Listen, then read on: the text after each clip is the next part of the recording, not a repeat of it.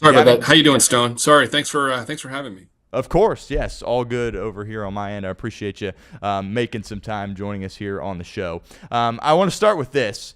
When I look at the Reds season here in 2025, when teams go out to spring training and they begin to get ready for opening day, I don't think it's necessarily fair to say all 30 teams in Major League Baseball have a I mean, obviously everyone wants to win the World Series, but I don't think everybody can sit there and say it's World Series or bust. And I certainly don't think Cincinnati could have said that going into this past season. And, they win some games. They could have been down and out multiple different times, obviously, and they find a way to make the postseason. And in my opinion, when I look at this, I think it was a successful year for the Cincinnati Reds. Now, they can't just run it back with the same roster and hope to, win a world championship next year. But in my opinion, I think it was a successful year. What's kind of your take on that as we look back at 2025?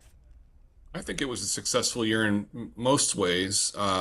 Certainly, they went from 77 wins to 83 wins. I think that's a pretty good jump. That doesn't happen very often. Usually, it's more incremental than that. Sometimes it's only one or two wins improvements, and then they jump 6 wins. They did make the postseason, which I think for this group, even though it didn't go well and they got swept by the Dodgers, I still think getting that experience. I mean, every game in the last month felt like a playoff game. So I think there's a value in that experience for a lot of the guys that never went through that before.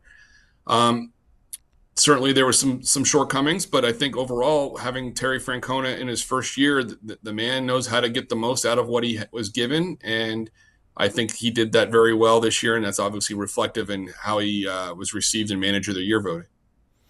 You captured the attention of Reds country about a month ago with your newsletter. I want to be very clear here. You didn't come out there and say, the Reds need to trade Hunter Greene. That's absolutely not what you said. But you kind of just floated it out there, basically saying, obviously, the Reds need a power bat, obviously. And, Hunter Greene's a really good player, and maybe a team would give up a power bat for Hunter Greene. What's kind of your stance on that situation right now? Have you heard anything? Is there any chance they could potentially move Hunter Greene? And in your opinion, if you're calling the shots, is that something that you would consider? Well, I think it certainly is worth considering. He is their biggest and best trade chip. However, Nick Krall last night in Las Vegas during the general managers meetings essentially tamped or curbed any speculation that that's going to be in play. He more or less said that's not currently on the table. So I would not expect Green to get traded at this point. However, I do think there's value in and being bold. And I know that there's obviously a lot of people that don't like the idea of moving Hunter Greene because of his talent, and I get it. But at the same time, the Reds don't have a whole lot they don't have any payroll room. They're going to have the same payroll as next year when they figure out how to fill in the free agents they lost and then give the raises to the arbitration guys. They only have a few trade chips, and Hunter Greene is one of them, whether people like it or not. Um, they have depth at rotation. So if they don't move Hunter Greene, maybe they look at a different starter they get moved. However, Nick Krall also put the kibosh on likely that happening as well. So how they end up being creative enough to fill their needs and keep their rotation depth, I will be very curious to see how that plays out this winter. When I think about the Reds offseason to this point, there's kind of two big names that certainly the fan base are throwing out there. One, of course, is Hunter Greene, who we just touched on. The other is a player by the name of Kyle Schwarber. And as you mentioned, Nick Krall said payroll for this year expected to be very similar to last year, which, yeah, big shocker there as it relates to that. But is there any way the Reds could make an actual run at Kyle Schwarber this offseason, or is that just Fantasyland stuff? I think it definitely drifts closer to Fantasyland. The only thing I would say is if somehow, some way, Schwarber felt very sentimental about coming to Cincinnati and playing for his hometown, even for one season. Like let's say hypothetically, he doesn't get any offers that he likes, and he's looking for a 1 year pillow contract to come go somewhere and then reset the market next year. That's about the only way I see the Reds being in play. But even then, what are we looking at for that 1 year? It's going to be an astronomical figure.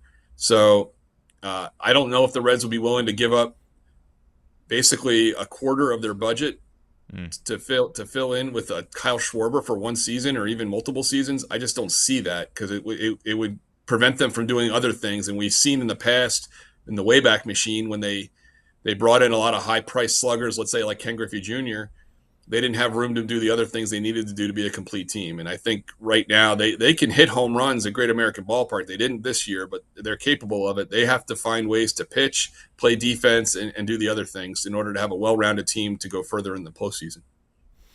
Obviously, the offense, a tremendous struggle for the Reds last year, and there's a bunch of different stats that tell the story. But to me, the two that I'm looking at are you're 21st in Major League Baseball in home runs with 167, and 28th in hard hit rate, only at 38.2%. You mentioned, Schwarber probably being a borderline pipe dream here at this point, kind of putting you on the spot here. Is there any names out there that jump to mind immediately that realistically Cincinnati could go after and help add offense to this roster?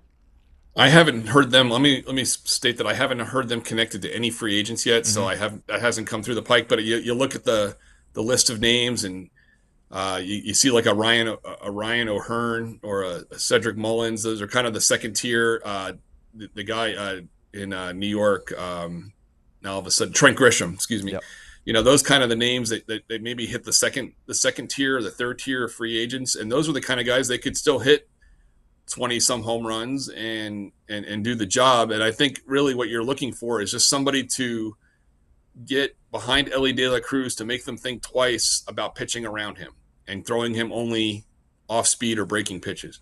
And that's the kind of spot, they Austin Hayes seemed to be that guy for a while, but then injuries kind of got in the way for him, and he was not able to be that guy enough. But that's what they need. They don't need a 60 home run hitter. They just need a guy that's dangerous enough to support Elly De La Cruz and the rest of the lineup.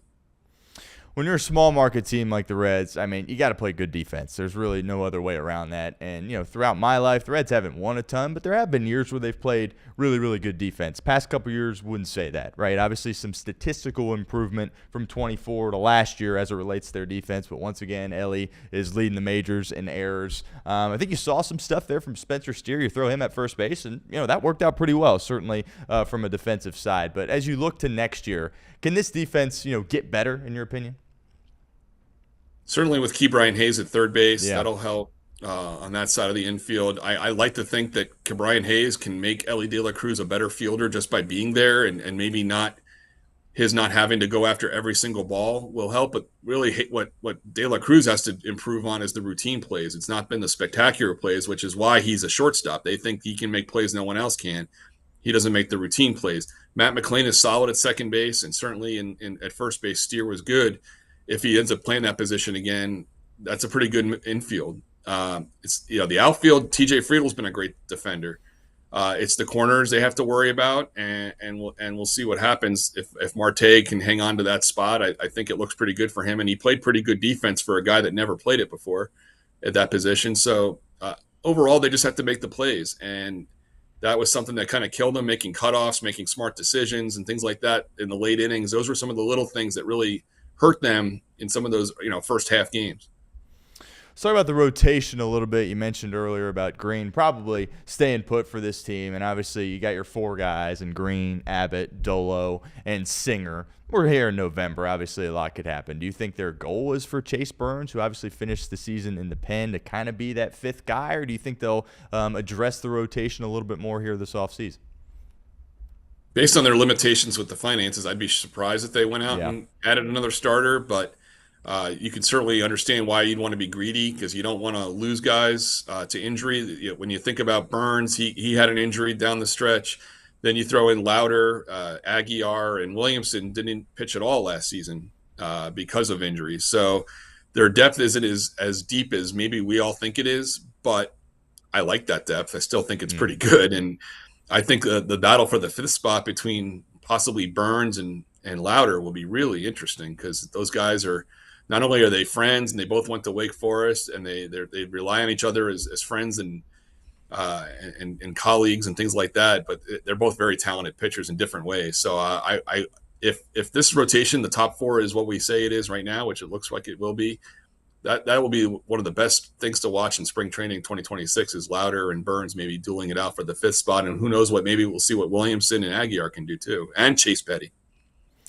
From a bullpen perspective, there's a good chance that it looks a lot different this year for the Cincinnati Reds. And I think certainly towards the end of last year, they were really leaning on their bullpen. I think their bullpen was solid. And even in the David Bell era, I think had some years where their bullpen was really, really good there as well. Emilio Pagan, obviously a free agent. He's expressed some interest in wanting to come back, but you could very well be in the market for a new closer there, right? Martinez, kind of the same situation there. You got your kind of mainstays with Ashcraft and Phillips. Definitely will be a piece of this bullpen next year. But as you evaluate this bullpen here, do you think in your eyes it's going to look a lot different? It probably will in some areas. I think, you have Santillan, you have Graham Ashcraft, that'll be back. Connor Phillips was very impressive when he came back in the last month of the season. He was essential. So I think you like those three guys in the bullpen. And then you look at Luis May, you look at Zach Maxwell, Yasver Zuleta. There are some guys that they have in the system that can come up. But one thing they don't have is an experienced big league closer. Maxwell certainly closed in the minors.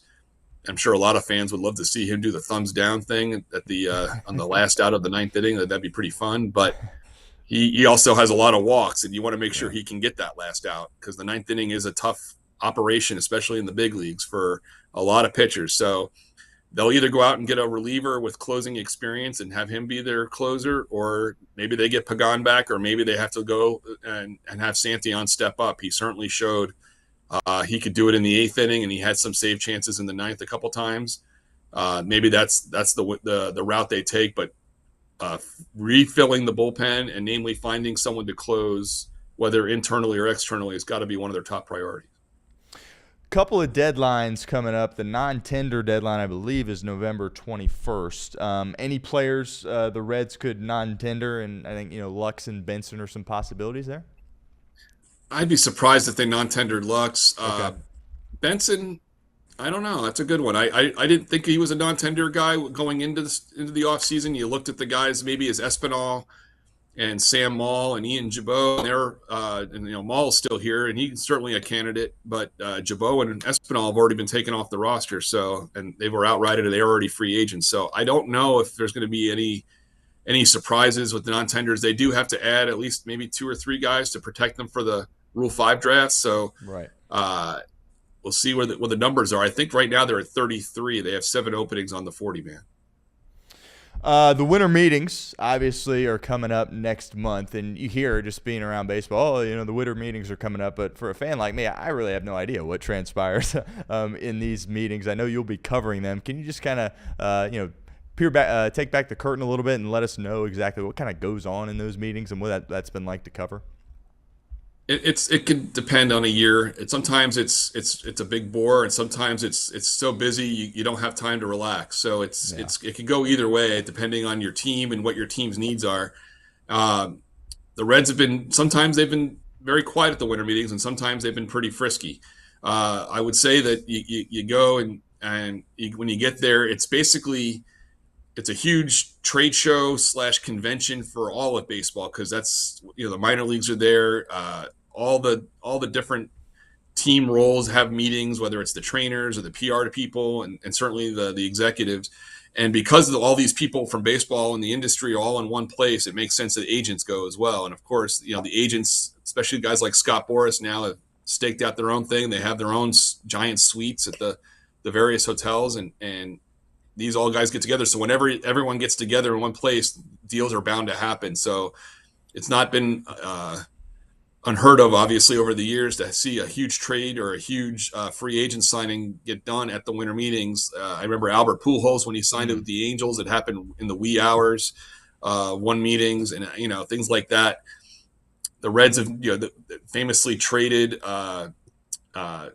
what's his name? They traded Matt Latos and Alfredo Simon in a span of an hour once at the winter meetings, and they also got Josh Hamilton at the Rule 5 draft during the winter meeting. So you just never know what might happen. It's always kind of fun to go. Obviously, all the writers get together as well, and we have our own meetings. So it's always an interesting time. There's a lot of schmoozing, a lot of hanging out, and then a lot of also debriefing with various clubs and sources to try to find out what's going on. You talk to agents, you talk to not only the club executives, but maybe the other guys that are the rank and file people in the baseball operations world, and you try to get a sense of what's happening. What are you guys talking? Who are you talking to? And what might happen? And for the Reds and for any team, the winter meetings is kind of, it's been built up so much that people feel like if they don't do anything at the winter meetings, the off season's a bust, and it's not. You got to remember there's still 2 more months after the winter meetings, and a lot of times what begins at the GM meetings or the winter meetings ends up coming to fruition at a later date. And I've seen that happen as well. That's how they got guys like Shin-Soo Choo in the past. That's how they traded Todd Frazier in the past. So things may happen after the winter meetings. You mentioned the Rule 5 draft. The deadline to protect players from the Rule 5 draft is coming up here in a couple of days on the 18th. Any idea on some guys the Reds might protect? Edwin Arroyo, perhaps, a name that comes to mind there? Yeah, Arroyo's certainly going to be one guy. Hector Rodriguez, one of their outfielders, is a top 20 prospect, will be another guy. After that, it's a little more murky. But I would say those are the 2 guys I would look at. Leo Balcazar is another guy, an infielder. He's like their 23rd ranked prospect. He could be one. But after that, I don't think you'll have too many guys get added. But at the same time, you don't want to let anyone get away if you can help it. No doubt. Tito obviously was a finalist for Manager of the Year, didn't win. Murphy got that. I don't think that really was a surprise to anyone. But I know in the fan base, some people are split. Some people are a little bit frustrated with Tito. Some people, like myself, really back him. Obviously, some decisions he could have made differently in the Dodger series. Does it result in, a different end to that series? Probably not, in my opinion. But just your synopsis on Tito, year 1 of him. What did you like? What did you not like? And just going forward, do you think, obviously he's getting up there in age, already retired once. How long do you think he'll be in place here as the manager? I don't want to speculate on how long. I mean, I think he's got a 3-year contract with 2 years to go. I'm sure he would love to stay until the job is done and get a World Series, another one for him and for the team and for Cincinnati. I thought he did a really good job. I think among the many things he brings to the table is he makes the players feel like they're invested. They all are accountable to not only him, but to each other. I think accountability was a big buzzword in the last offseason after David Bell was let go. And I think you saw more of that this year. You saw guys that they weren't performing, they didn't play, or they got moved. And you also, when a mistake was made, whether it was forgetting how many outs there were or running into an out, you saw Tito come pretty much right to them in the dugout and have a conversation, whether it was really quick or more prolonged. But those mistakes often didn't happen twice. And I think those are the kind of things that a manager does. He just brings instant credibility. He gets the most out of the players he's given. He doesn't complain about what he's not given. And I think this idea, even though it's so cliche, and readers and even writers don't like hearing it, the one day at a time thing really did serve them well this year. No one got too depressed after a big loss, and nobody got too high after a big win. If you look at their winning streaks, I think they only had a 5-game winning streak, but they did not have a losing streak more than 5 games. They didn't get swept in any series until late August. Yeah. I think those are things that speak a lot to him. And he also, when he did have a team meeting, which weren't many, they had purpose. And you certainly saw it after the games in Sacramento. They got swept by the A's. And then they won 9 of their last 13. They were under 500 with 2 weeks left to go in the season, and they still made the playoffs with 83 wins. And I think that speaks a lot to him and his steady nature. Mark Sheldon joined us of MLB.com. Got 2 more questions for you, Mark. Another conversation that a lot of people in Reds country like to have is, what to do with Elly defensively, right? It seems like the plan is to keep him at short. Mentioned earlier in the interview, has led the MLB in errors back-to-back seasons. I just was curious on your thoughts on that. Are you fine with him staying at shortstop? There's people that love to say, oh, put him in the outfield. What's kind of your take on that situation here as we look like we're going into another year of him playing short? I just think I can understand the value of putting him in right field. It would be less abuse on his body, and he could maybe get more out of him offensively. But there's also a lot to be said for the fact that he does make plays that no other shortstop can make. Yep. And I think that's why they are so reluctant to move him. You can clean up the 5-hole errors, the ball between the legs and the throws that airmail the first baseman. And certainly you can work on concentration. But the one thing you cannot teach, the one thing you cannot create maybe is the instinctual plays he makes whether it's running into the outfield or going to his left or right, or even coming in, and certainly his throwing. The fact that he can, on a pickoff, on a relay throw, he can, buzz a 99-mile-an-hour seed to the plate and get a guy. I don't know how many guys can do that. So I think there's value, and that's why I would be reluctant to move him. But I also do see the value, and if you do put him in center field or right field, that he could be a really dynamic outfielder too. So I do see it from both sides, but at the moment, the club is not moving him. And now we're going to be heading into year 4. He's 2 years away from free agency after that. So I don't think it's going to happen anytime soon. And finally, Mark, Reds Fest is returning in January. Going to be the first event at the newly renovated convention center. Have you heard anything interesting about that at all? Not yet, no. Certainly, I would imagine all the members of the 40-man roster, unless they have a compelling reason, will be on hand, and the coaching staff, and obviously some alumni. I'm curious, of course, like anyone else, to see what they've done to the place, because it was certainly an aged convention center, and the Reds got a lot out of that place when it was there all those other years. But we'll see what they've done to the inside of it. It looks pretty cool from the outside when I've driven by it, but right now it's early to say. But it'll be an interesting time, because by mid-January, there's a really good chance you might have a good sense of what the roster is going to look like going in. They often make some moves at the very beginning of camp or right after camp started. But for the most part, this will be the team they have, unlike in December when it's still pretty early. So we'll find out if they've made moves, and we'll see who's come and who's gone.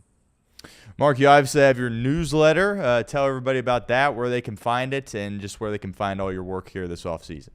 Yeah, I'm all over the place. Yep. I got the MLB.com and certainly Reds.com, and on Reds.com, I will have a newsletter, at least in the off season, every Thursday.